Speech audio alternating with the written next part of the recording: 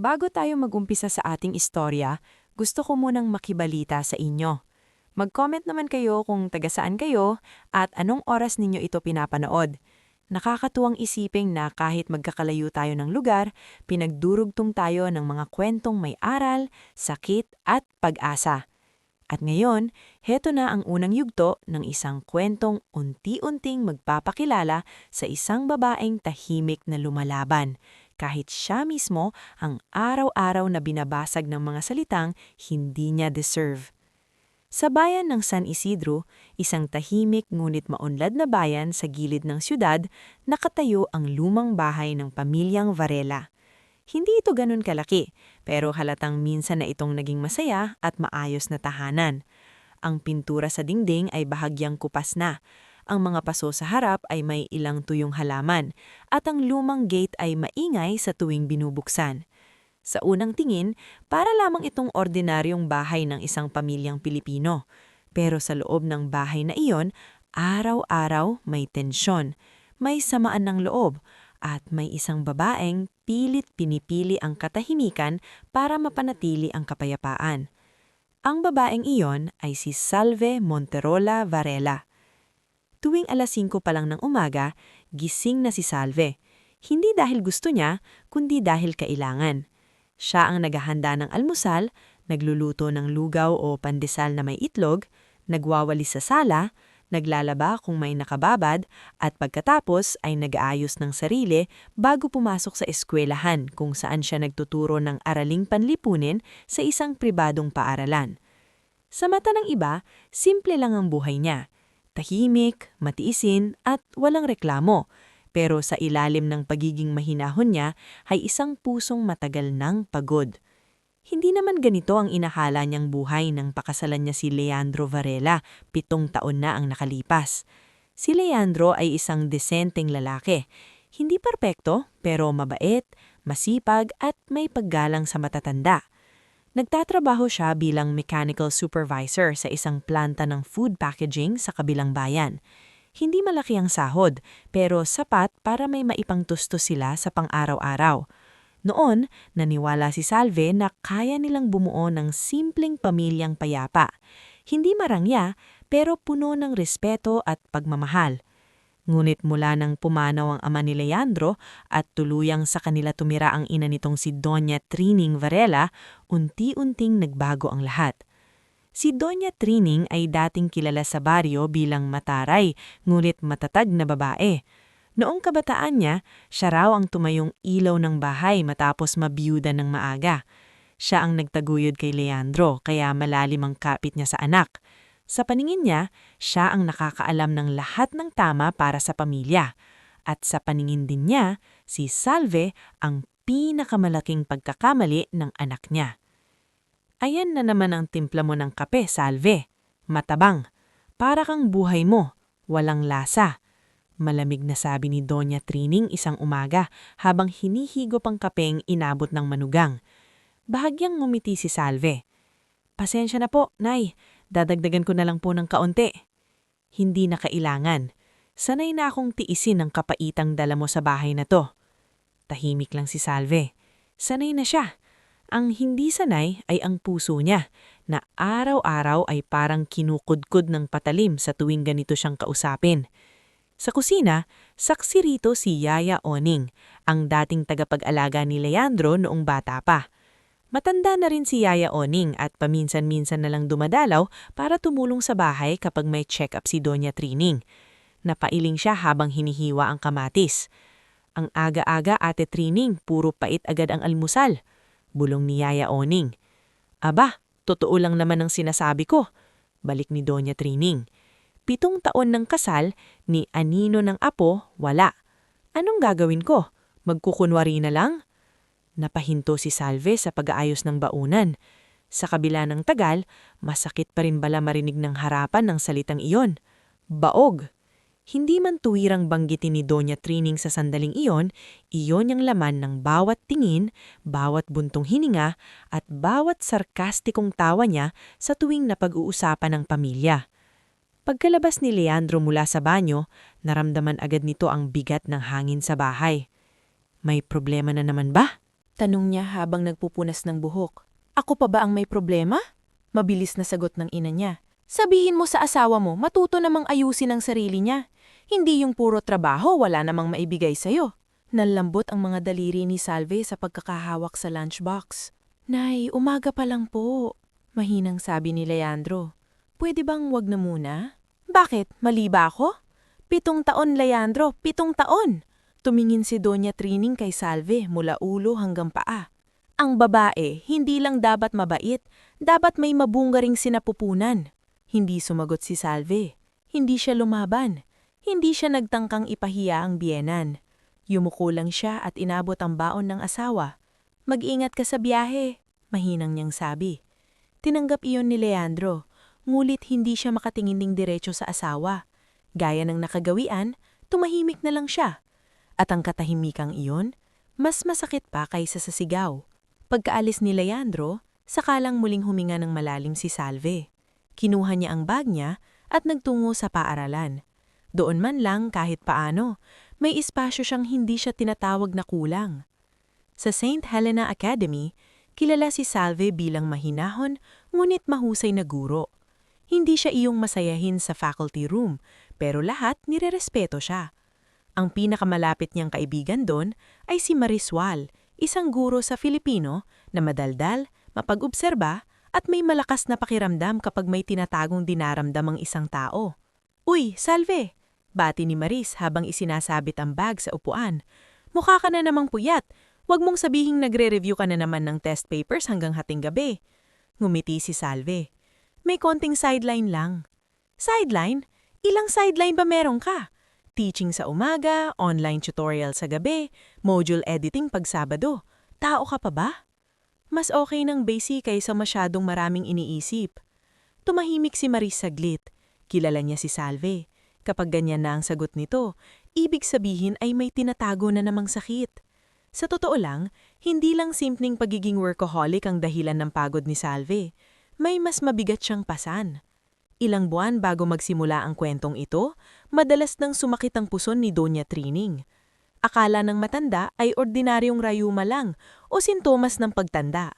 Pero nang minsang mawalan nito ng malay sa palengke, dinala siya sa ospital. At doon nalaman ang katotohanan. May cancer siya sa ovaryo. Parang huminto ang mundo noon. Nakita ni Salve kung paanong nanghina si Leandro sa gilid ng kama ng ina niya. Naghahalo ang takot, pag-aalala at pagkagulat sa mga mata nito. Hindi sila mayaman, wala silang sapat na ipon para sa gamutan. At si Doña Trining, sa kabila ng yabang at tapang, ay unang beses na nakita ni Salve na tunay na natakot. Ngunit ng gabing iyon, habang tulog na si Leandro sa upuan ng ospital, narinig ni Salve ang mahina ngunit matalim na boses ng biyenan. Kung mamamatay ako, huwag mo nang ipilit na iligtas pa ako, sabi ni Doña Trining habang nakatingin sa kisame. Wala rin namang saysay ang mabuhay nang makita kang anak ko pa rin ang kasama. Napapikit si Salve. Kahit sa harap ng sakit at posibilidad ng kamatayan, galit pa rin sa kanya ang matanda. Pero sa halip na magtanim ng puot, may ibang pinili si Salve. Makalipas ang ilang araw sa ospital, nakipag-usap siya ng palihim kay Dr. Cielo Fuentebella, ang oncologist ni Doña Trining. Dok, gaano po kalaki ang kakailanganin? Tanong niya. Tumingin si Dr. Cielo sa kanya ng mabuti. Hindi biro, Mrs. Varela. May mga procedure, gamutan, laboratorio at chemotherapy. Kung itutuloy ninyo, kailangan handa kayo. Huwag niyo po munang sabihin kay Leandro na ako ang nagtatanong. Nahihirapan nga kayong mag-asawa. Sigurado ka ba rito? Huminga ng malalim si Salve. Ayokong mangatay si nanay nang hindi man lang nasusubukang ilaban. Sa kabila ng pakikitungo niya sa'yo. Bahagyang ngumiti si Salve, pero may lungkot iyon. Nanay pa rin po siya ng asawa ko. Doon nagsimula ang lihim. Ginamit ni Salve ang maliit niyang naipon. Kinuha niya ang pera mula sa dating alkansya na para sana sa plano nilang mag-asawa na makapag-down payment sa sariling bahay. Nag-online tutorial siya tuwing gabi. Nagbenta siya ng ilang lumang alahas na naiwan ng yumaong niyang lola na si Lucing Monterola, ang nagpalaki sa kanya. At nang hindi pa rin sapat, tahimik niyang isinangla ang maliit na lupang minana niya sa probinsya. Walang kaalam-alam sina Leandro at Doña Trining na ang babaeng tinatawag nilang malas, lalo ng biyena niya, ang siya palang nagsasalo sa pinakamabigat na pangangailangan ng bahay. Sa kabilang banda, patuloy pa rin ang takbo ng buhay at panghuhusga sa kanilang barangay. Si Belen Agbayani, ang kapitbahay na may antena ang dila sa tsismis, ay laging may bagong kuro-kuro. Sayang si Leandro, minsang sabi nito sa tindahan habang bumibili si Salve ng toyo. Mabait pa naman, kaso mukhang hindi talaga pinalad sa asawa. Naroon din si Perla Varela, hipag sa malayong tuhod ni Doña Trining na hindi rin nagpapahuli sa pagsingit. Baka dapat ipaalbularyo na yan, o kaya tanggapin na lang na may mga babaeng hindi talaga para magkaanak. Narinig iyon ni Salve, pero gaya ng dati, hindi siya pumatol. Kinuha niya ang sukli at tahimik na umalis. Pagdating niya sa bahay, nadatnan niyang nakaupo si Doña Trining sa sala, nakabalot at ukumot sa paa at naghihintay ng gamot. Nasa na ang maintenance ko? Mataray nitong tanong. Kakabili ko lang po, Nay, sabi ni Salve habang iniabak ang paper bag. Sinilip yun ni Doña Trining. Ang tagal mo, baka naman kung saan-saan ka na naman gumagala. Saglit siyang napatigil, pero nanatili pa ring mahinahon. Dumaan lang po ako sa butika at palengke. Ismid ang matanda. Kung kasing sipag mo lang sana ang panganganak ang paglabas-labas mo, baka may apula ako ngayon. Sa wakas, sumagot si Salve, hindi upang makipagtalo, kundi dahil naramdaman niyang unti-unti nang nauupos ang natitirang lakas niya. Nay, mahina, mulit malinaw niyang sabi, hindi ko naman po ginustong mangyari ang lahat. Pero nangyari pa rin, iyon ang problema. Nanahimik ang dalawa. Sa gilid ng pinto, nandoon si Yaya Uning, at sa likod ng katahimikang iyon, may isang bagay na hindi alam ni Doña Trining. Ang gamot na hawak niya, ang chemotherapy na nagpalakas sa kanya nitong mga nakaraang linggo, at ang mga susunod pang laboratory na aabutin ng malaking halaga, ay hindi manggagaling sa anak niyang si Leandro, kundi sa mismong babaeng araw-araw niyang nilalait. Sa gabing iyon, habang tulog na ang lahat, lumabas si Salve sa bakuran at umupo sa lumang bangko sa gilid ng sampagaita. Tahimik ang paligid, tanging huni ng kuliglik at malayong tahol ng aso ang maririnig. Doon niya lang hinayaang tumulo ang luhang buong araw niyang pinigilan. Nang marinig niya ang pagbukas ng screen door, dali-dali niya iyong pinunasan. Si Leandro pala iyon. Hindi ka pa natutulog? Tanong nito. May iniisip lang. Umupo si Leandro sa tabi niya. Pasensya ka na kay nanay. Napatingin si Salve sa malayo. Ilang taon na tayong ganyan, Leandro. Hindi ko na alam kung pasensya pa ba ang kailangan ko. Natahimik ang lalaki. Hindi ko kasi alam kung paano aayusin. Hindi mo kailangang ayusin agad, sabi ni Salve. Pilit na pinapatatag ang boses. Pero sana, minsan, maramdaman ko namang hindi ako nag-iisa. Napayuko si Leandro. Hindi siya nakasagot. At doon nagtapos ang gabing iyon. Isa gabing hindi pa nagbabago ang lahat, pero malinaw ng may malalim na sugat na kailangang harapin. Sa ngayon, hindi pa alam ng pamilya Varela na ang totoong laban ay hindi lamang tungkol sa pagkakaroon ng anak, kundi tungkol sa dangal, sakripisyo, at katotohanang sa tamang panahon ay magpapabago sa takbo ng buhay nilang lahat. Bago tayo mag-umpisa sa pagpapatuloy ng ating istorya, gusto ko munang anyayahan kayong mag-comment kung taga-saan kayo at anong oras kayo nanonood ngayon. Ang sarap isipin na sa iba't ibang sulok ng mundo, may mga pusong sabay-sabay na nakikinig sa mga kwentong sumasalamin sa hirap, pag-ibig, at pananahimik na madalas mas mabigat pa kaysa sigaw. Heto na ang susunod na yugto ng buhay ni Salve. Mas mabigat, mas masakit, pero mas lalong huhubog sa tahimik niyang pagkatao. Pagkatapos ng gabing iyon sa lumang bangko sa gilid ng sampagita, walang agarang himalang nangyari kina Salve at Leandro. Pagsapit ng umaga, parang nilamon ulit ng nakasanayang katahimikan ng lahat. Maagang gumising si Salve, gaya ng dati. Tahimik siyang bumangon, nagsaing, naghiwa ng sibuyas para sa tortang talong at nagsalang ng tubig para sa kape. Sa kusina, ang ilaw lamang mula sa bintana ang tumatama sa mukha niyang halatang puyat. Hindi man siya nagsalita, dala-dala pa rin niya ang sinabi niya kay Leandro noong nakaraang gabi. Ang simpleng hiling na maramdaman man lang niyang hindi siya nag-iisa. Ngulit pagpasok ni Doña Trining sa kusina, tila nabura agad ang anumang pag-asang baka lumambot ang ilang araw. Hindi pa ba handa ang almusal? Matalim nitong tanong habang hawak ang bewang. Anong oras na? Akala mo ba ikaw lang ang pagod sa bahay na to? Luto na po, Nay, sagot ni Salve habang inilalapag ang plato sa mesa. Kape na lang po ang ibubuhos ko. Umupo si Doña Trining at sinipat ang ulam. Tortang talong na naman. Aba, talagang kapag ikaw ang naghahawak ng kusina, puro tipid. Sakto namang pumasok si Leandro, nakasuot na ng polo para sa trabaho. Sumulyap ito kay Salve, saka sa ina. Halata sa mukha niyang ramdam niya ang tensyon, pero gaya ng dati, pinili niyang manatiling maingat. Nay, okay naman po yan. Paborito ko nga yan, sabi niya habang hinihila ang upuan.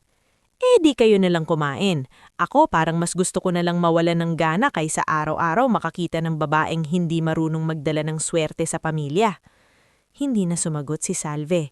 Inilapag niya ang tasa ni Doña Trining at umupo sa dulo ng mesa, ngunit hindi niya nagalaw ang sariling pagkain.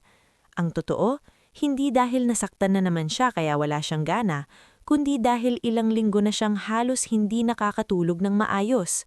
Kapag natutulog na ang lahat, saka siya nagtuturo online sa mga estudyanteng kliyente ni Maris mula sa Maynila at Cebu. Kapag may libreng oras sa tanghali, gumagawa siya ng editing ng modules para sa isang review center. Tuwing Sabado naman, may tinatanggap siyang transcription work mula sa isang kakilala sa division office. Hindi na niya mabilang kung ilang beses siyang muntik mahilo sa pagod, pero hindi pwedeng huminto. Hindi pa tapos ang gamutan ni Doña Trining. Makalipas ang ilang araw, nagkaroon ng meeting sa St. Helena Academy. Habang nagsasalita ang prinsipal tungkol sa upcoming intramurals, ilang ulit na pahawak si Salve sa sentido. Parang umiikot ang paningin niya. Humahalo sa kanyang panlalabo ang tunog ng electric fan at boses ng mga kasamahan. Ilang saglit pa, bumagsak ang hawak niyang ballpen. Salve? Tawag ni Maris. Ngumiti siya ng pilit. Ayos lang ako. Ngulit bago pa siya tuluyang makatayo, dumilim ang paligid. Nagising si Salve na nakahiga sa faculty clinic, may bimpo sa noo at si Maris na nakaupo sa tabi niya, nakasimangot. Anong ayos lang ako? Nahimatay ka, Salve? Nahimatay ka sa gitna ng meeting. Umupo si Salve, bahagyang nahihiya. Baka napagod lang. Napagod? Hindi ito simpleng pagod. Inilapit ni Maris ang maliit na supot ng tinapay at juice.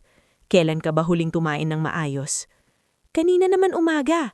Ang tanong ko, maayos, hindi yung tikim-tikim lang habang nakatayo sa kusina. Tahimik si Salve, hindi niya kayang tingnan sa mata ang kaibigan. Alam niyang kung magsasalita pa si Maris ng kaunti, baka hindi na niya mapigilan ang sarili. Sabihin mo sa akin ang totoo, mas mahinang sabi ni Maris. Hindi lang ito tungkol sa biyenan mo, di ba? May iba pa. Saglit na pumikit si Salve. Parang unang beses sa mahabang panahon, may taong handang makinig nang hindi nang huhusga. Maris, nanginig ang boses niya. Naubos ng ipon ko. Napatigil si Maris. Para saan? Hindi agad sumagot si Salve. Tumingin muna siya sa pinto ng klinik, saka sa bintana, na tila ba may takot na marinig ng mundo ang lihim niya. Sa gamutan ni nanay. Parang hindi agad naintindihan ni Maris ang narinig. Anong ibig mong sabihin? Ako ang sumasagot sa malaking parte ng gamot niya, sa laboratory, sa chemo. Hindi lahat pero halos lahat ng hindi kayang sagutin ni Leandro.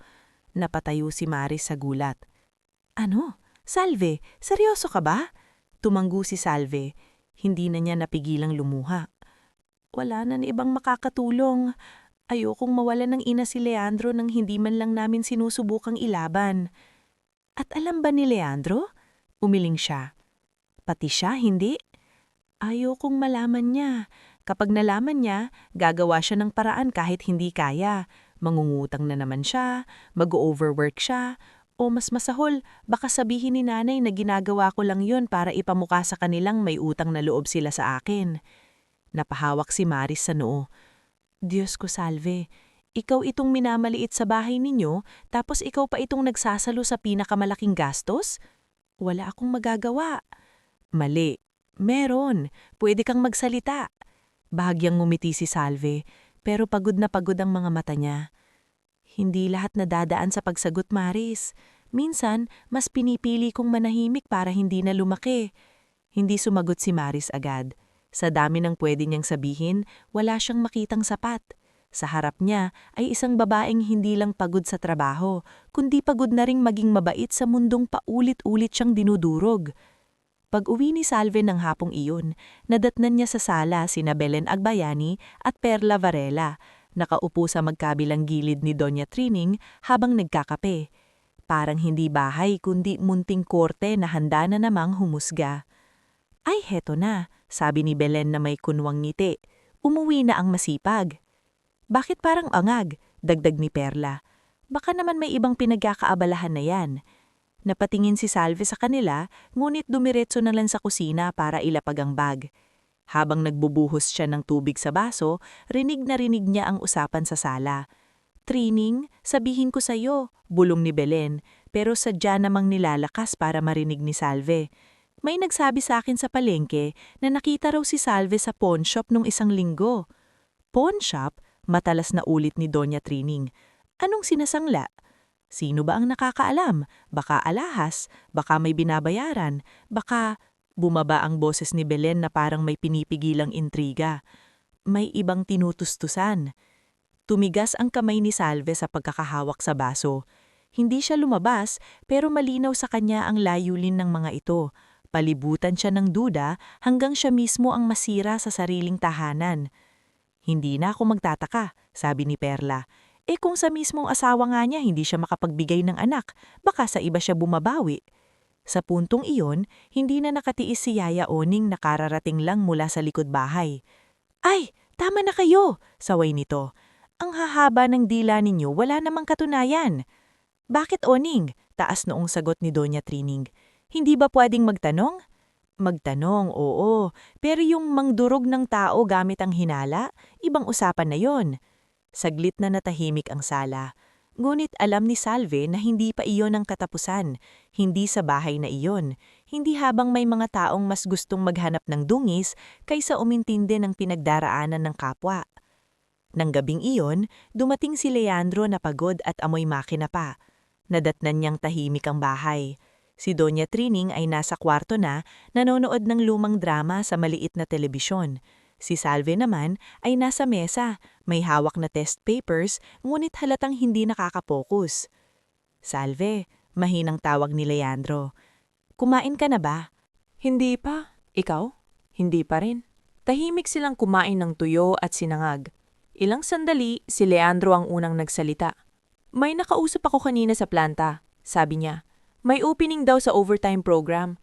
Mas mabigat ang trabaho pero may dagdag na kita. Napatingin si Salve. Kaya mo pa ba? Kailangan. Sandaling natahimik si Salve. Hindi lahat ng kailangan dapat mong akuin ng mag-isa. Napabuntong hininga si Leandro. Kaya nga gusto kong tumulong eh. Sa unang pagkakataon sa ilang linggo, bahagyang umangat ang tingin ni Salve. Saan? Sa bahay. Sa'yo. Kay nanay. Gusto niyang maniwala. Gusto niyang maramdaman na may pagbabago, pero hindi pa niya kayang ibigay ng buo ang tiwala dahil ilang taon na siyang pinapaniwalaang kaya niyang tiisin ang lahat. Kailangan kong sabihin sa iyo ang totoo. Halos sambit na niya, ngunit hindi niya itinuloy. Hindi pa. Hindi pa niya alam kung handa na ba siya sa gulong maaaring sumulod kapag nabunyag ang lahat. Kinabukasan, may follow-up check-up si Doña Trining sa ospital. Si Salve ang nag-asikaso ng schedule, si Leandro ang naghatid, at sa waiting area ay muling nag-cross ang landas nila ni Dr. Cielo Fuentebella. Tuloy ang procedure next month, sabi ng doktora habang tinitignan ng chart. Pero may kailangang bayaran bago namin maibook ang susunod na cycle. Tumanggu si Leandro, pero halatang natigilan sa halaga. Ganun po ba kalaki? Tumihim si Dr. Cielo at agad napansin ang pag-aalangan sa mukha ni Salve. Hindi siya nakapagsalita ng diretsyo, ngunit alam nilang dalawa ang ibig sabihin ng tinginang iyon. Pag-uwi nila, mas lalong naging tahimik si Leandro. Kinagabihan, narinig ni Salve mula sa kusina ang mahinang usapan nito kay Pastor Emil na napadaan upang dalawin si Doña Trining. Hindi ko na alam ang gagawin ko, Pastor, sabi ni Leandro. Parang kahit anong trabaho hindi sapat. Tapos si nanay, si Salve. Pakiramdam ko palagi akong kulelat bilang anak at asawa. Minsan, sagot ni Pastor Emil, ang pinakaunang hakbang ay huwag mong hayaang ang takot ang magdesisyon para sa'yo. May mga bagay kang hindi nakikita dahil mas pinipili mong manahimik.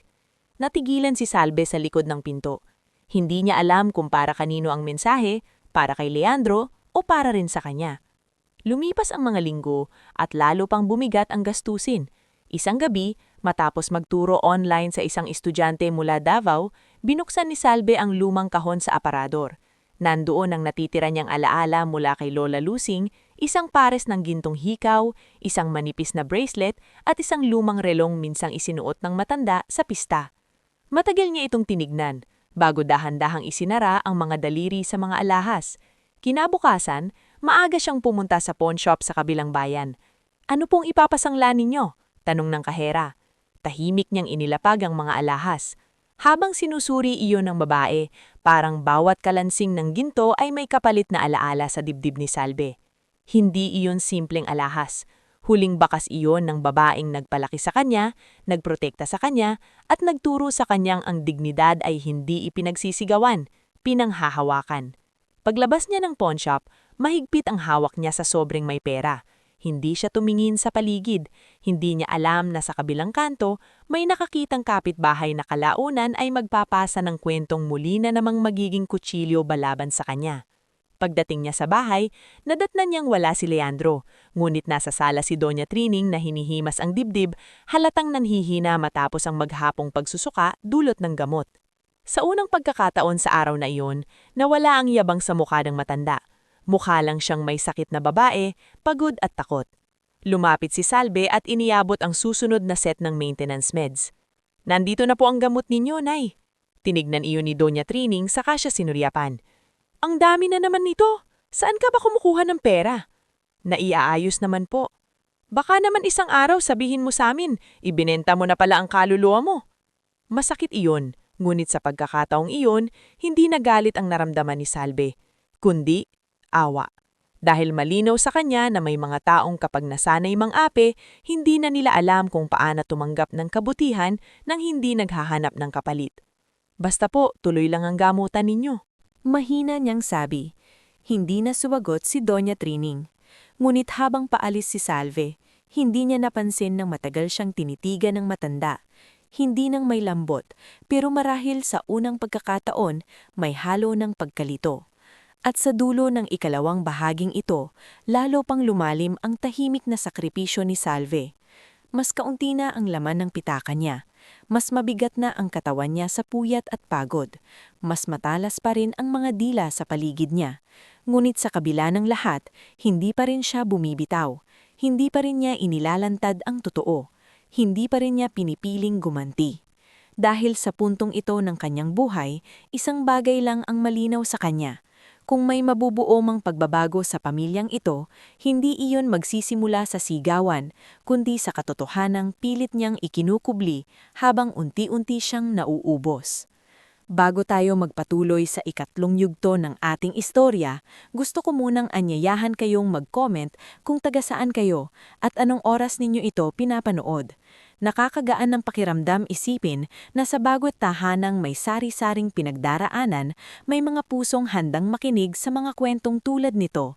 Mga kwentong hindi lang tungkol sa sakit at pagdurusa, kundi tungkol din sa mga lihim na sakripisyong matagal nang kinikimkim bago tuluyang makita ng mga taong dapat sana'y unang nakaunawa. At ngayon, heto na ang bahaging unti-unting ilalapit ang buhay ni Salve sa katotohanang hindi na pwedeng manatiling nakatago habang buhay. Makalipas ang halos isang taon mula nang simulang akuin ni Salve ang malaking bahagi ng gastusin sa gamutan ni Doña Trining, hindi pa rin tuluyang naging magaan ang buhay sa bahay ng mga Varela.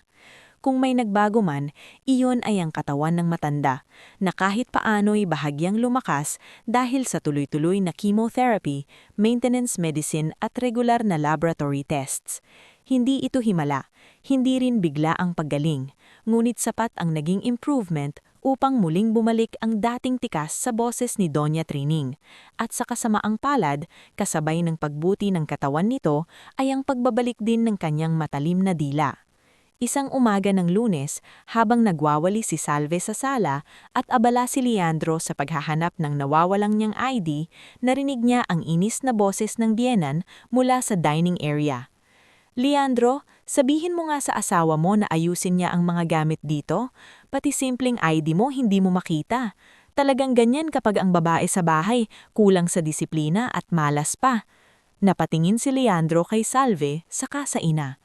Nay, ako po ang naglagay noon kahapon, baka nasa bag ko lang. Aba, kahit na, simula nang pumasok yan sa buhay mo, parang lahat na lang magulo. Tahimik na lamang si Salve. Inipon niya ang alikabok sa dustpan, ngulit sa loob-loob niya, parang nakakapagod ng marinig na kahit ang mga bagay na wala naman siyang kinalaman ay naihahagis pa rin sa kanya. Kung dati pinipilit niyang unawain na may sakit ang matanda, kaya mainitin ang ulo nito, ngayon ay unti-unti na ring nauubos ang mga dahilan na ibinibigay niya para patawarin ito. Sa kabila niyon, patuloy pa rin siya sa trabaho at sideline. Sa paaralan, mas dumami ang responsibilidad niya dahil napansin ng prinsipal na maaasahan siya sa mga dokumento, remediation classes at student conferences. Kung tutuusin, doon na lang siya nakakaramdam na may halaga siya, hindi dahil sa kung ano ang kaya niyang ibigay sa sinapupunan, kundi dahil sa laman ng isip at tibay ng pagkatao niya.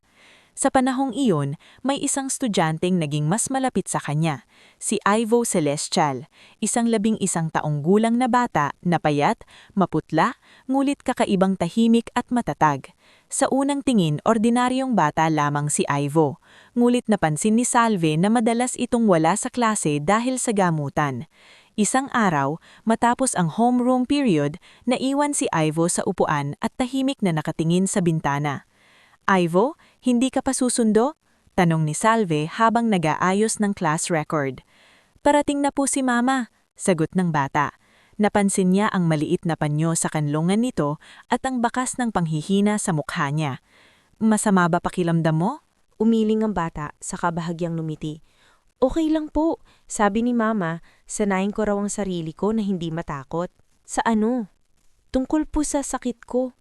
Natigilan si Salve. Hindi niya inaasahang sasabihin iyon ng bata ng ganung kasimple. Anong sabi ng doktor? Naipikit ni Ivo ang mga mata sandali. Lalaban pa raw po kami, hindi pa raw tapos. Makalipas ang ilang minuto, dumating ang ina nitong si Dina Celestial, isang payat ngunit maganda pa ring babae na baka sampuyat sa ilalim ng mata. Nang magkausap sila sa labas ng classroom, saka nalaman ni Salve na may leukemia si Ivo at halos 2 taon na silang pabalik-balik sa ospital. Pasensya na po Ma'am Salve, sabi ni Dina habang inaakay ang anak. Alam kong minsan napapadalas ang absent niya. Huwag kayong mag-alala, sagot ni Salve. Matalino si Ivo, nahahabol niya agad. Napangiti si Dina pero may lungkot iyon. Mabuti nga po at may mga gurong tulad ninyo. Minsan kasi, kapag may mabigat kang pinagdadaanan, akala ng iba ay tapos na rin ang silbi mo. Hindi nakasagot agad si Salve. Para bang sa simpleng linyang iyon may tumama sa isang bahagi ng sarili niyang matagal nang nakabaon sa hiya at sakit. Sa mga sumunod na linggo, naging madalas ang maikling usapan nila ni Dina tuwing susunduin nito si Ivo. Isang hapon, habang umuulan at naghihintay sila sa waiting shed sa labas ng paaralan, napunta ang usapan nila sa mga bagay na higit pa sa sakit. May mga tao pong akala nila ang pagiging babae umiikot lang sa pagkakaroon ng anak, maingat na sabi ni Dina habang hinihimas ang likod ng anak na natutulog sa kanyang kandungan. Pero nang magkasakit si Ivo, naintindihan ko na hindi pala doon nasusukat ang puso ng isang tao.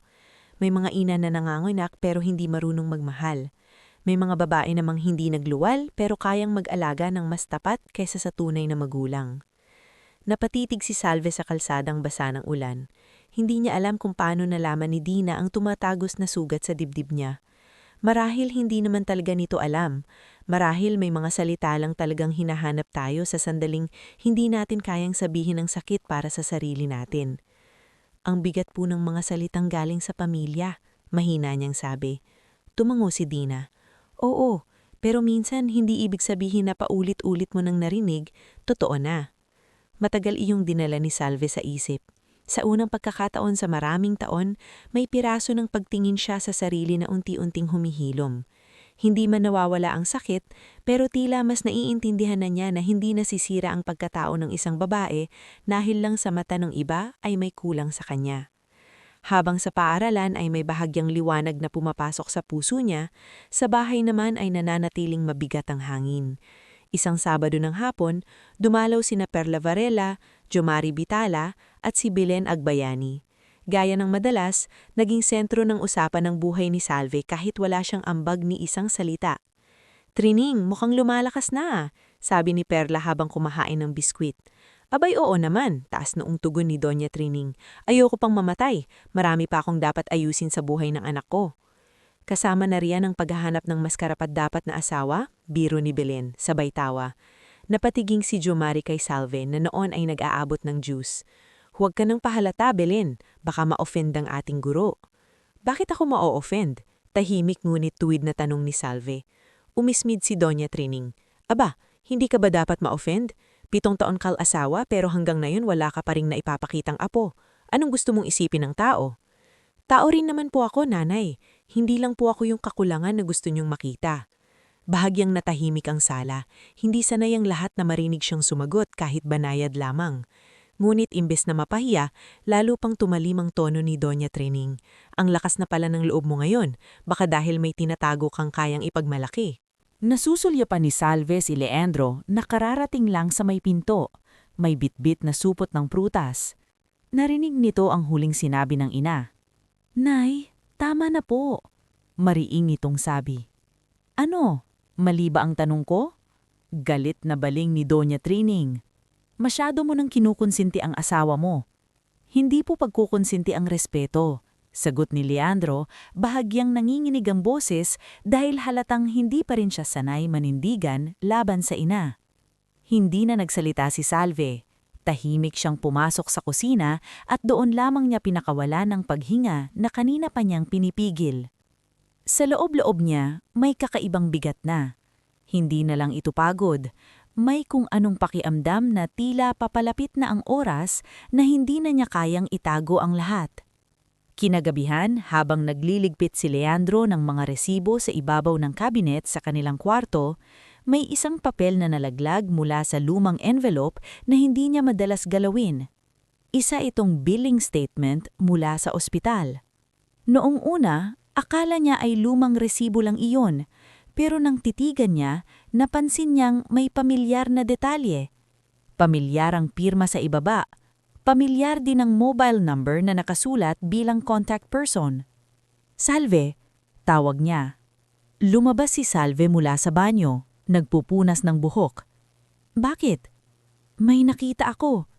Tahimik itong lumapit. Nang makita niya ang hawak ng asawa, nanlamig ang kanyang batok. "Bakit nasa statement ng ospital ang pangalan at numero mo bilang guarantor?" tanong ni Leandro. Hindi agad nakasagot si Salve. Hindi dahil wala siyang sasabihin, kundi dahil alam niyang ang simpleng sandaling ito ay maaaring magsilbing hudyat ng pagbagsak ng lahat ng matagal na niyang pinipigil. "Salve," ulit ni Leandro, mas mahinahon ngunit mas mabigat ang boses. "Anong ibig sabihin nito? Huwag mo munang bigyan ng ibang kahulugan." "Paano hindi? Ilang buwan nang ganito ang petsa ng resibo. Bakit nandito ang pangalan mo? Bakit wala akong alam?" Napaupo si Salve sa gilid ng kama. "Dali ayokong dumagdag pa sa iniisip mo." "Anong iniisip?" Halos mahinang sigaw na ng lalaki. "Na may sakit si nanay? Nakapus tayo? Nahirap ka na?" "Salve, ano bang hindi ko nakikita?" Napapikit si Salve. Sa tono ni Leandro, unang beses niyang naramdaman na ang lalaki sa harap niya ay hindi lang nagdataka. Nagsisimula na rin itong magising sa bigat ng mga bagay na matagal niyang hindi piniling makita. Ngunit bago pa niya masabi ang buo, kumatok si Doña Trining mula sa labas. "Leandro, nasan yung gamot ko? Bakit hindi pa naibibigay?" Mabilis na pinunasan ni Salve ang mga mata niya at tumayo. "Ako na po, Nay." Ngunit habang papalabas siya ng kwarto, nakita niyang hindi nawala ang tingin ni Leandro sa billing statement na hawak nito. Tahimik man ang lalaki, alam niyang nagsimula na itong magdugtong-dugtong ng mga piraso. Sa mga sumunod na araw, mas naging mapagmasid si Leandro. Napansin niyang mas madalas palang nauuna si Salve sa ospital bago ang schedule ng ina niya. Napansin niyang ilang beses itong tumatanggi bumili ng bagong sapatos kahit pudpud na ang luma. Napansin niyang ang dating maliit na jewelry box sa drawer ay halos wala ng laman.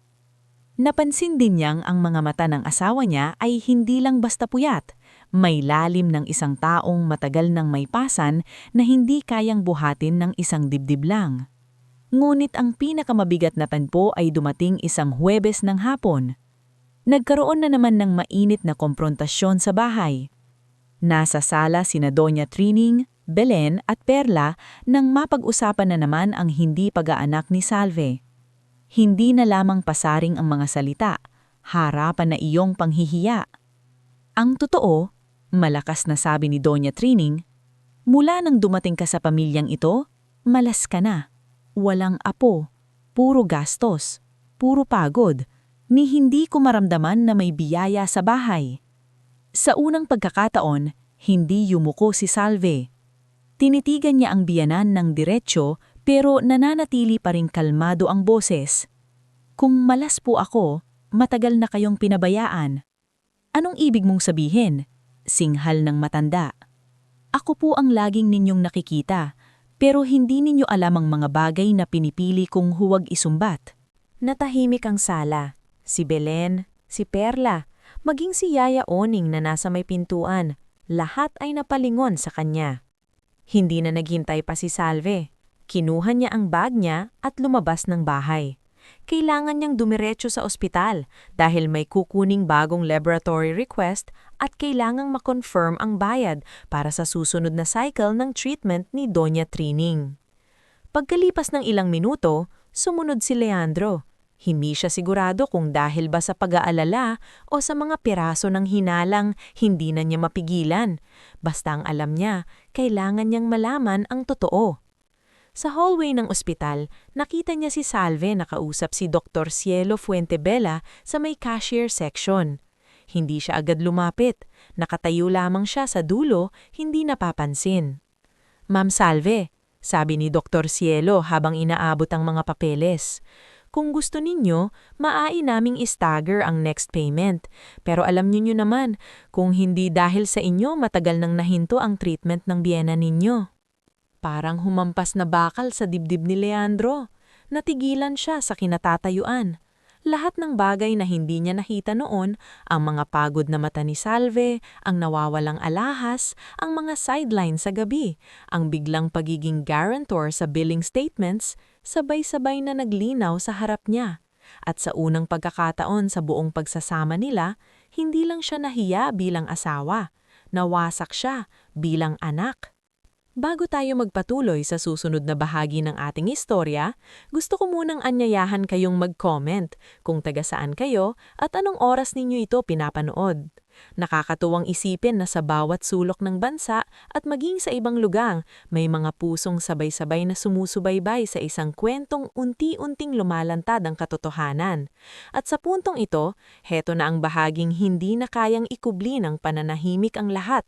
Ang bahaging kung saan ang mga salitang matagal nang ipinambabato ay magsisimulang bumalik sa mga taong unang bumitaw nito. At ang babaeng pinakatinamaan ng panhuhusga ang siyang magiging salamin ng tunay na dangal. Nakatayo pa rin si Leandro sa dulo ng hallway ng ospital, ngunit pakiramdam niya ay bumigay na ang tuhod niya sa bigat ng narinig. Parang huminto ang lahat, ang tunog ng trolley na dumaraan, ang yabag ng mga nurse, ang mahinang anunsyo sa speaker. Nakatingin lamang siya kina Salve at Dr. Cielo pero hindi na niya maihakbang ang paa niya pasulong. "Doc, pwede po bang sa susunod na cut-off ko na lang ang kulang?" Mahinang tanong ni Salve habang hawak ang folder ng mga laboratory request. "May maipapasok pa po akong isang online class mamayang gabi." Pinagmasdan siya ni Dr. Cielo, halatang may awa sa mga mata. "Ma'am Salve, ilang buwan na kitang pinagsasabihan. Kailangan mo ring alagaan ng sarili mo. Hindi ka pwedeng ganyan ng ganyan." "Ayos lang po ako." "Hindi ka okay," mariing sabi ng doktora. "At hindi dahil hindi ka nagrereklamo ay hindi ka na nahihirapan." Napapikit si Leandro, parang bawat salitang naririnig niya ay patalim na idinidiin sa hiya at pagsisising kumakalat sa dibdib niya. Sa loob ng 1 taon, habang akala niya'y kapos lang sila at sabay-sabay na naghihigpit ng sinturon, ang asawa niya pala ang lihim na bumubuhay sa pag-asa na manatiling may ina pa siya. At habang tahimik niyang hinahayaan si Doña Trining na laitin, durugin at ipahiya si Salve, ito pala ang humahawak sa mismong paggamot na nagpapatagal sa buhay ng kanyang ina. Leandro? Napamulat siya nang marinig ang boses ni Salve. Hindi niya malayang napansin na pala siya nito. Dahan-dahan siyang lumapit, ngunit hindi niya magawang tumingin agad ng diretso sa asawa. Gaano nakatagal? Iyon lang ang naibulong niya. Hindi sumagot agad si Salve.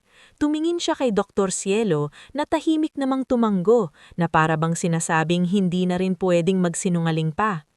Simula nung unang cycle ng chemo, parang naubos ang hangin sa dibdib ni Leandro. Ibig mong sabihin, halos 1 taon? Tumanggo si Salve. Bakit? Halos pumutok ang boses niya, hindi sa galit, kundi sa bigat ng sariling pagkawasak. Bakit hindi mo sinabi sa akin? Hindi sumagot si Salve kaagad. Inipit niya sa dibdib ang folder ng papeles, saka marahang nagsalita. Kasi kapag sinabi ko sa'yo, gagawa ka ng paraan kahit hindi mo kaya. Mangungutang ka, magpapakamatay ka sa overtime. At kapag nalaman ni nanay, baka isipin niyang isinusumbat ko sa kanya. Pero asawa mo ako. Nanginginig na sabi ni Leandro. Dapat alam ko, dapat mapait ngulit mahinahong sagot ni Salve. Pero dapat din sana, nakita mo. Tumama iyon ngay Leandro ng mas matindi pa sa sigaw. Yumuko siya, saka napahawak sa mukha, na parang hindi niya kayang akuin ang biglang pagbagsak ng lahat ng katotohanang pinili niyang hindi tanungin noon. Hindi siya masamang tao. Hindi siya babaero, hindi siya tamad. Pero sa mismong araw na iyon, naunawaan niyang ang kabutihan na walang lakas ng loob ay kaya ring manakit ng tao. Sa labas ng ospital, naupo si Leandro sa semento sa tabi ng parking lot. Hinayaan niyang tumulo ang luha niyang matagal nang hindi lumalabas. Hindi niya inalintana kahit may ilang dumaraang watcher at driver na napapatingin sa kanya. Sa tabi niya, nanatiling nakatayo si Salve. Hawak pa rin ang folder, pagod na pagod, ngunit hindi siya iniiwan. Patawarin mo ako, basag ang tinig ni Leandro. Hindi ko alam, hindi ko talaga alam. Hindi mo gustong malaman, sagot ni Salve, ngunit hindi matalim ang boses niya. Nakakapagod na rin para sa kanya ang magtanim pa ng galit. Pinili mong huwag sumilip sa mas malalim na sugat dahil natatakot kang masaktan si nanay. Pero ako, Leandro, ako ang laging naiiwan sa gitna, napayuko si Leandro. Hindi siya makapagsalita. Hindi ko ginawa ito para ipamukha sa iyo ang pagkukulang mo. Patuloy ni Salve. Ginawa ko ito dahil ayokong may pagsisisihan ka habang buhay. Kahit anong gawin ni nanay sa akin, nanay mo pa rin siya. Mas lalong napahagulhol si Leandro. Noon lang niya tunay na naintindihan kung gaano kalawak ang puso ng babaeng ilang taon niyang minahal, ngunit hindi na ipagtanggol ng sapat. Hindi siya karapat-dapat sa kabutihang iyon, ngunit iyon pa rin ang ibinigay sa kanya. Pagka-uwi nila sa bahay, wala munang nagsalita. Tahimik na kumain sina Doña Trining at Yaya Oning sa hapag, habang si Belen Agbayani ay kararating lang uli para maghatid kuno ng sabaw. Ngunit ang totoo'y gustong makibalita. Nang nakita niya ang mga mukha ni Salve at Leandro, agad niyang naamoy na may nangyari. Aba, bakit parang may lamay? Kunway biro niya. Hindi siya pinansin ni Leandro. Dumiretso siya sa kwarto ni Doña Trining at tumayo sa harap ng higaan nito. Nay, mariing sabi niya, napatingala ang matanda. Bahagyang iritado. Bakit? Nandiyan ka na pala. Nasaan ang gamot ko sa gabi? Tungkol po sa gamot ninyo ang sasabihin ko. Nagtaka si Doña Trining sa tono ng anak. Anong tungkol sa gamot ko? Lumapit si Salve, ngunit tumigil sa may pintuan. Naroon din sina Yaya Oning at Belen, at maya-maya'y dumating pa sina Perla at Jomari na tila inihatid ng hangin ng chismis. Hindi sinasadya, ngunit para bang ang pagbubunyag ay piniling mangyari sa harap ng mga taong unang humusga. Nay, ulit ni Leandro habang pilit inaayos ang naninginig na boses. Si Salve po ang matagal nang sumasagot sa malaking bahagi ng gamutan ninyo. Parang tumigil ang oras sa kwarto. Anong kalokohan yan? Mabilis na sagot ni Doña Trining. Halatang hindi makapaniwala. Anong sinasabi mo? Totoo po. Sagot naman si Doktora Cielo mula sa may pintuan. Napalingon ang lahat. Kadarating lang pala ng doktora kasama si Pastor Emil na naabisuhan ni Leandro habang pauwi sila. Kailangan po kasi ng pirma sa ilang papeles para sa susunod na cycle at gusto ko na ring maging malinaw ang lahat, namutla si Doña Trining. Dok, anong ibig niyong sabihin? Ang ibig kong sabihin, diretso at malinaw na sabi ni Doktora Chelo, kung hindi dahil kay Salve, ilang beses nang muntik maputol ang chemotherapy at maintenance ninyo. Siya ang pumirma bilang guarantor sa maraming billing statements. Siya rin ang ilang ulit na nakiusap para ma-stagger ang payment. Hindi maaari. Bulong ni Doña Trining, hawak ang kumlot na tila biglang nilamig, napahawak si Belen sa dibdib. Aba, si Salve, si Perla na kanina lamang ay malakas ang boses sa panghuhusga, ay natigilan. Akala mo putol ni Yaya Uning, na ngayon ay hindi na maitago ang galit. Akala ninyo puro paglalandi, puro lihim na kung ano? Ayan, tingnan ninyo ang katotohanan. Hindi agad nakapagsalita si Doña Trining. Tinitigan niya si Salve na nananatili pa ring tahimik sa may pintuan. Ngulit sa unang pagkakataon, ang tingin ng matanda ay hindi puro paghamak. May halo na iyong pagkakalito, sakit at hiya. Bakit mo ginawa yun? Mahinang tanong niya, halos hindi marinig. Maaaring iyon ang pagkakataong matagal nang hinihintay ng isang sugatang puso para gumanti, magsumbat o maglabas ng lahat ng pait. Ngunit si Salve, gaya ng pinili niya sa simula, ay hindi sumagot ng may pagmamataas. Dahil mahal ko si Leandro, sabi niya, at dahil ayokong mamatay kayo nang hindi man lang nilalabanan ng sakit ninyo. Sa kabila ng lahat ng sinabi ko sa'yo, natahimik si Salve sandali. Oo, Nay. Sa kabila nun, tila may bumagsak na pader sa loob ng kwarto. Hindi man literal, ramdam ng lahat na may isang mahabang kasaysayan ng yabang at pangaalipusta ang biglang nabutas ng isang simpleng katotohanan, na ang babaeng pinakamaraming tiniis, ang siya pa palang pinakamaraming ibinigay. Hindi agad humingi ng tawad si Doña Trining, at sa totoo lang, mas naging makatotohanan iyon. Dahil ang mga taong sanay mabuhay ng mataas ang tingin sa sarili ay hindi basta-basta lumuluhod sa isang iglap. Sa halip, natahimik ang matanda. Humarap siya sa bintana at tila ayaw makipagtitigan kanino man. Ako muna, mahina niyang sabi. Pagod ako, naintindihan ni Pastor Emil ang ibig sabihin. Isa-isa niyang pinakiusapan ng mga naroon na lumabas muna. Pagkapasok nila sa sala, hindi pa rin makapaniwala sina Belen at Perla. Salve, totoo ba talaga? Tanong ni Belen. Ngumit ngayon ay wala nang yabang ang boses. Hindi siya sumagot. Hindi na niya kailangang ulitin pa ang totoo. Sapat nang nakita iyon ng lahat. Ngunit hindi pa tapos ang gulo. Maya-maya, dumating si Rurik Tanseco, ang pinsan ni Leandro na matagal nang palihim na nagpapakulo ng isip ni Doña Trining. Nang marinig niya mula kay Belen ang nangyari, agad siyang humirit. Oh, tingnan mo, sabi niya, kunway nag-aalala, ngulit malinaw ang layuning muling baliktarin ang sitwasyon. Kung ako sa inyo, mag-iingat pa rin ako. Baka naman ginawa lang ni Salve yan para ipahiya ang pamilya. Para pagdating ng araw, siya ang magmukhang banal. Sa pagkakataong iyon, hindi na si Salve ang sumagot. Si Leandro ang lumapit kay Rurik. Tuwidong tayo at malamig ang tingin. Tama na, nagulat si Rurik. Ano? Tama na, ulit ni Leandro, mas mariin. Matagal ka nang nagsisiksik ng lason sa bahay namin. Ikaw ang nagpapalala ng hinala ni nanay. Ikaw ang bumubulong ng kung ano-anong paratang laban kay Salve. Ngayon, kahit malinaw na ang lahat, sinisikap mo pa ring baluktutin. Aba, concern lang ako. Hindi concern yon, putol ni Leandro. Inggit yon. Inggit ka dahil kahit anong gawin mo, hindi mo makukuha ang respeto na kusa naming ibinibigay sa taong marunong magsakripisyo. Napaatras si Rurik. Hindi siya sanay na pinatatahimik, lalo na si Leandro na dati-rati umiiwas sa komprontasyon. Umalis ka muna sa bahay namin, dugtong ni Leandro, at huwag kang bumalik hanggat hindi ka marunong respeto sa asawa ko. Napalipit si Rurik sa hiya, lalo nang nakita niyang walang kumampi sa kanya.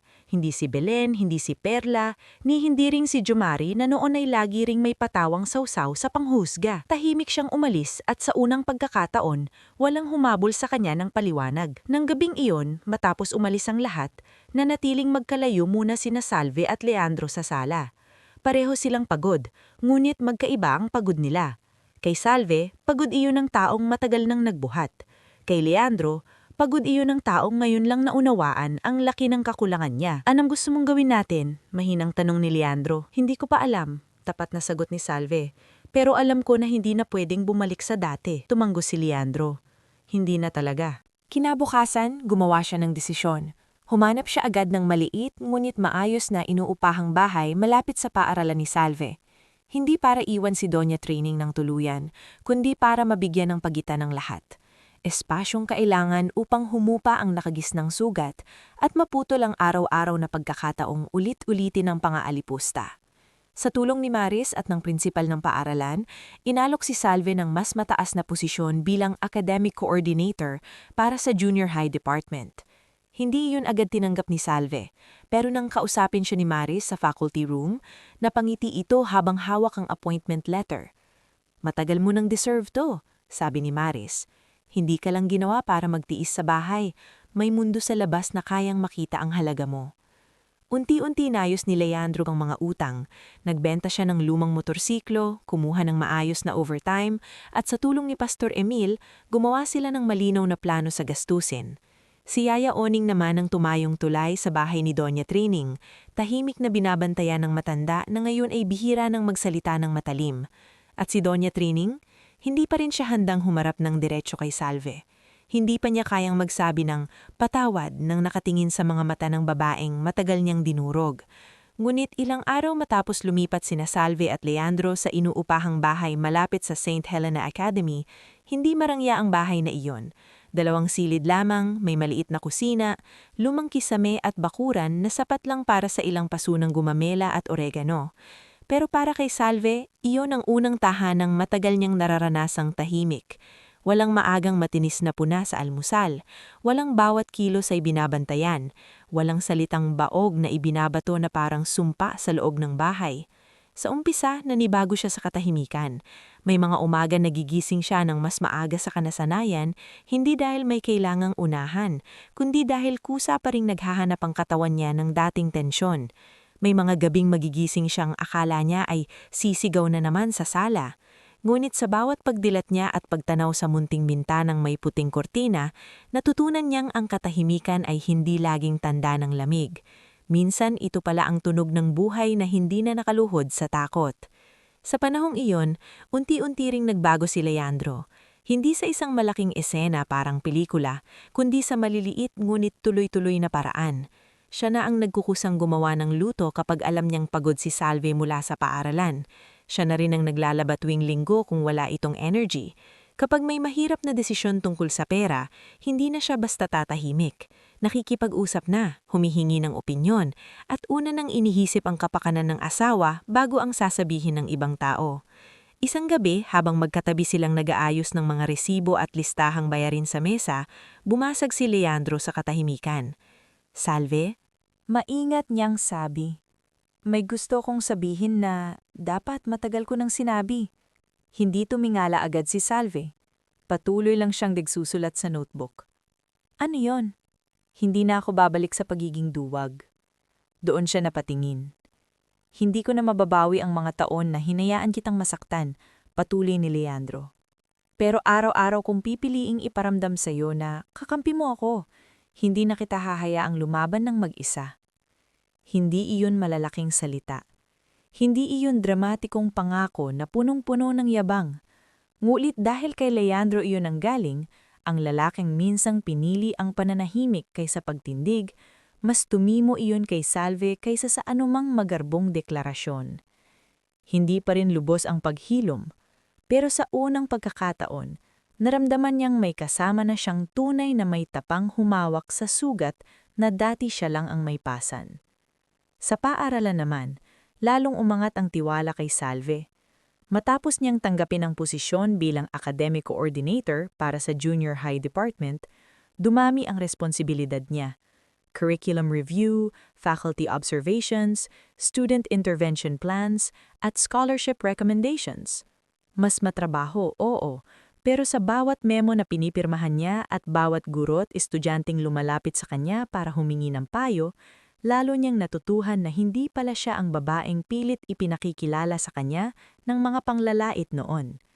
Hindi siya kulang, hindi siya malas, hindi siya pabigat. Isa siyang tao na may talino, dignidad, at kakayahang magbuhat ng iba nang hindi kinakailangang burahin ang sarili.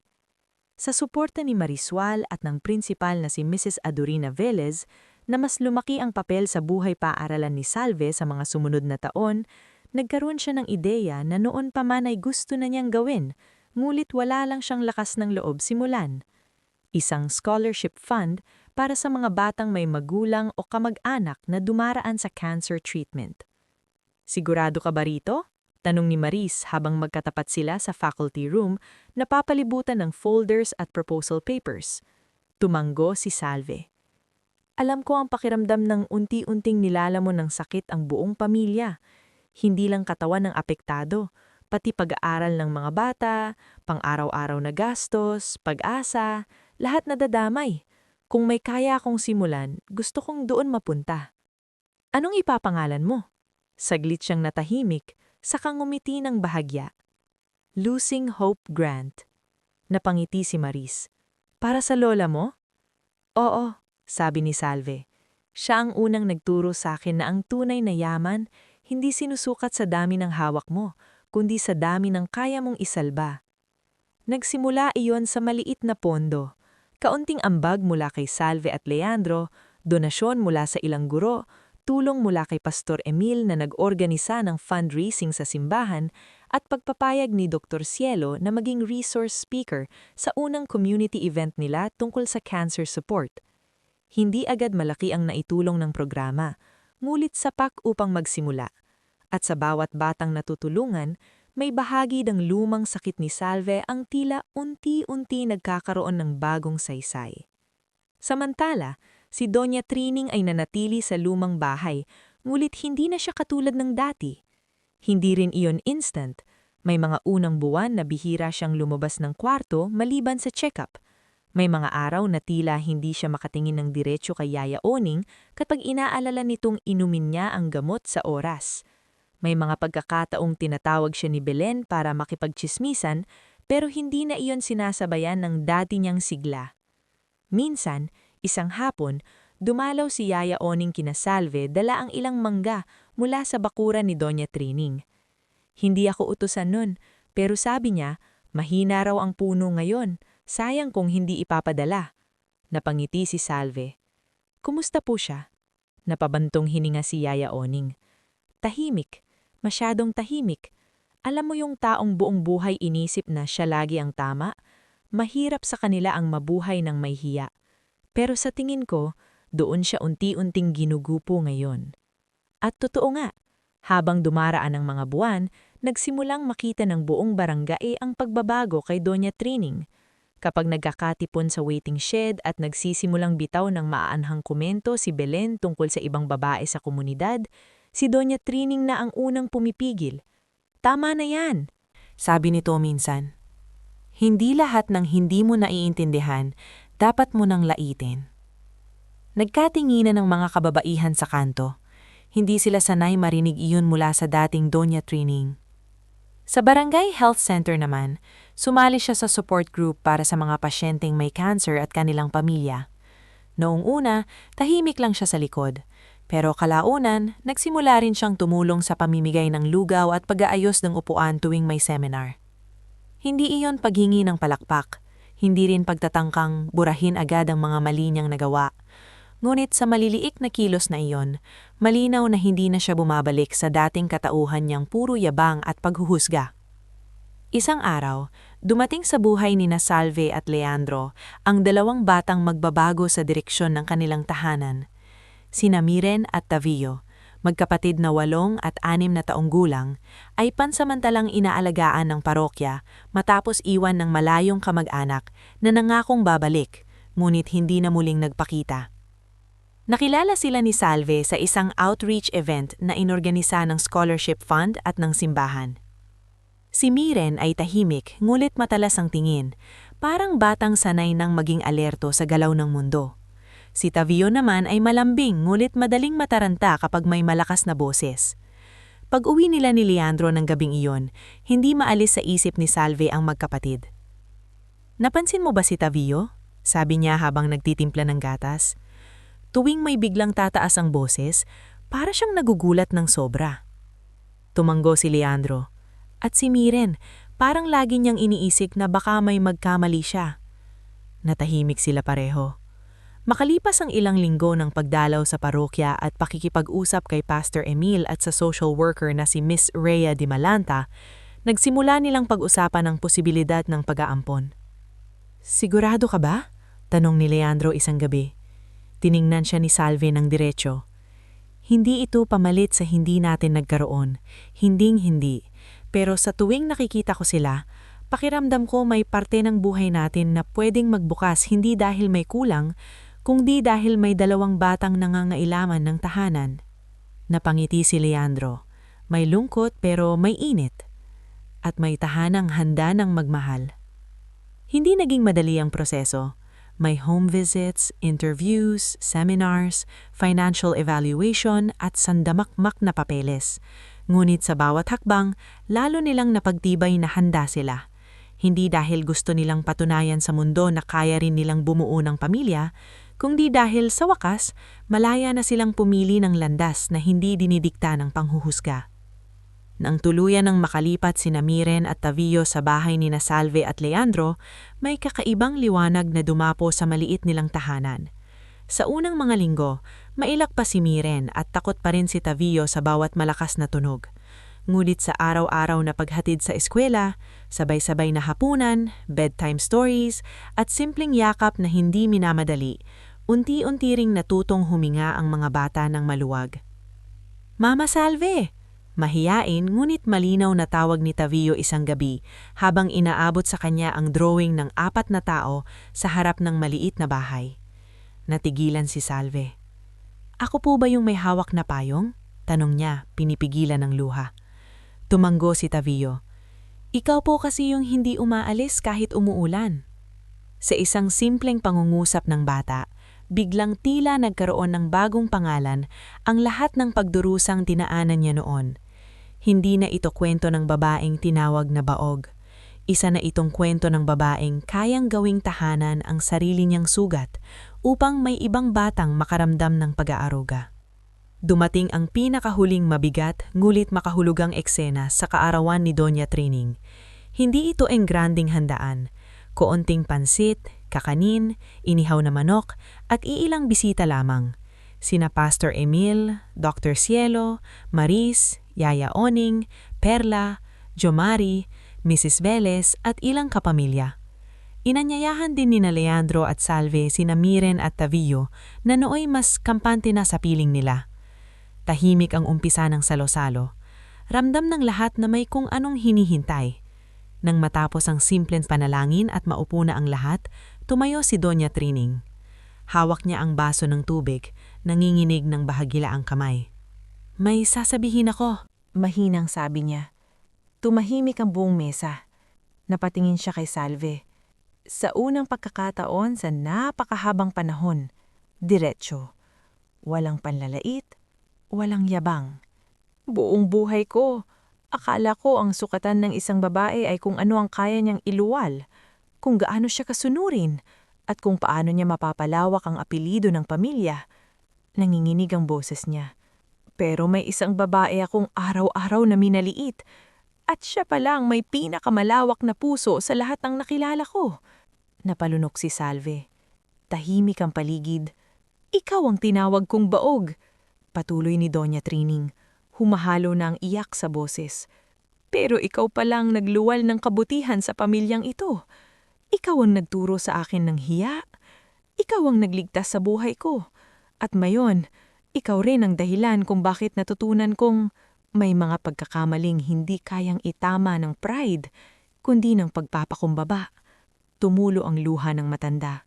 Dahan-dahan siyang lumapit at hinawakan ang kamay ni Salve. "Patawad anak." Hindi agad nakapagsalita si Salve. Naramdaman niya ang lahat ng taong naipon sa dibdib niya. Ang umagang may lait, ang mga gabing umiiyak sa bakuran, ang mga alahas na isinangla, ang pagod, ang kahihiyan, ang pananahimik. Hindi nawawala ang bigat ng nakaraan sa isang salitang patawad lang. Ngulit sa harap niya ay isang matandang babaeng noon ay puno ng yabang, ngayon ay nanginginig na sa pagpapakumbaba. Mahigpit niyang hinawakan ang kamay nito. "Hindi ko makakalimutan ng lahat, Nay." Totoo niyang sabi. "Pero pipiliin kong huwag nang mabuhay sa galit. Napahagulhol si Doña Trining at yumakap kay Salve. Sa paligid nila, tahimik na napaluha sina Yaya Oning, Maris, at maging si Belen, na nooy wala nang mahanap na tsismis na pwedeng ibato sa tagpong iyon. Pagkatapos noon, hindi na bumalik sa dati ang lahat, at iyon ang pinakamahalagang bahagi. Hindi na muling ginamit ni Doña Trining ang dila niya upang durugin si Salve. Hindi na rin hinayaan ni Leandro na may sino man, kamag-anak man o kapitbahay, ang magpaliit sa asawa niya. Sina Miren at Tavio ay lumaking may magulang na araw-araw pinipili ang kabutihan kaysa yabang. Lumawak ang scholarship fund ni Salve, at sa komunidad ng San Isidro, naging tahimik ngunit matibay na inspirasyon ng kanilang pamilya. Hindi perpekto, pero totoo. Sa huling mga taon ng kanyang buhay, si Doña Trining ay hindi nakilala bilang mataray na biyenan, kundi bilang isang babaeng marunong nang umamin sa pagkakamali at tumulong sa kapwa-pasyente sa barangay. Si Salve naman, na minsang ginawang sentro ng kahihiyan, ay naging sentro ng paggalang sa paaralan, sa simbahan, at sa mismong tahanang dati siyang kinuyog ng panghuhusga. At sa huli, ang buhay ni Salve ay hindi na umikot sa pang-aalipusta ng iba, kundi sa bunga ng sarili niyang kabutihan. Sapagkat may mga tagumpay na hindi nasusukat sa sigaw ng paghihinggal, kundi sa tahimik na katotohanan na kahit ilang beses kang yurakan, pwede ka pa ring mamuhay ng marangal, hanggang ang mismong mga nakit sa'yo ang mapilitang kilalanin ng liwanag na matagal nilang itinangging makita.